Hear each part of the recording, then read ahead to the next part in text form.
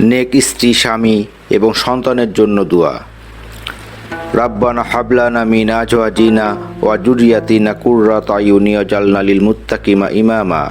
অর্থ, হে আমাদের পালনকর্তা, আমাদের স্ত্রীদের পক্ষ থেকে এবং আমাদের সন্তানের পক্ষ থেকে আমাদের জন্য চোখে শীতলতা দান করো এবং আমাদেরকে মুত্তাকিদের জন্য আদর্শ স্বরূপ করো। নেক সন্তান লাভের দোয়া। রাব্বি লা তাজারনি ফারাদা ওয়া আনতা খায়রুল ওয়ারিসিন। অর্থ, হে আমার পালনকর্তা, আমাকে একা রেখো না, তুমি তো উত্তম ওয়ারিস। রাব্বি হাবলি মিন লাদুনকা যুররিয়াতান তাইয়্যিবাহ ইন্নাকা সামিউদ দুআ। অর্থ, হে আমাদের প্রভু, আপনার নিকট থেকে আমাকে পুত পবিত্র সন্তান দান করুন, নিশ্চয়ই আপনি প্রার্থনা কবুলকারী। রব্বি হাবলি মিনাস সলিহিন। অর্থ, হে পরওয়ারদিগার, আমাকে একটি সৎ কর্মশীল পুত্র সন্তান দাও। রাব্বানা হাবলানা মিন আজওয়াজিনা ওয়া যুররিয়াতিনা কুররাতা আয়ুনি ওয়াজআলনা লিল মুত্তাকিনা ইমামা।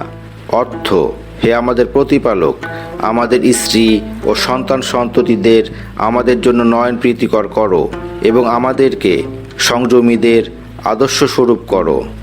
সুতরাং আমরা সন্তান সন্ততি কামনায় দুনিয়ার কোনো মানুষের কাছে সন্তান কামনা করব না।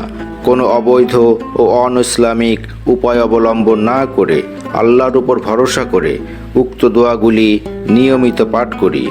আল্লাহ আমাদের নেক সন্তান দান করবেন। আমাদের করণীয় হচ্ছে, আমাদের যাদের সন্তান নেই তাদের সন্তানের জন্য আল্লাহর কাছে চাইতে হবে। আল্লাহ চাইলে যে কোনো বয়সে সন্তান দিতে পারেন। শুধু সন্তান চাইলেই হবে না, আল্লাহর কাছে নেক সন্তান কামনা করতে হবে। সন্তান পাওয়ার আশায় কোনো মাজার, কবর, ফকির, দরবেশ, তাবিজ গ্রহণ কিংবা বৎকারের কাছে যাওয়া যাবে না এবং অবৈধ উপায় গ্রহণ করা যাবে না। আল্লাহ সন্তান দান করলে শুকরিয়া আদায় করে সুন্দর নাম রাখতে হবে। সন্তানকে দ্বীন ইসলাম শিক্ষা দিতে হবে।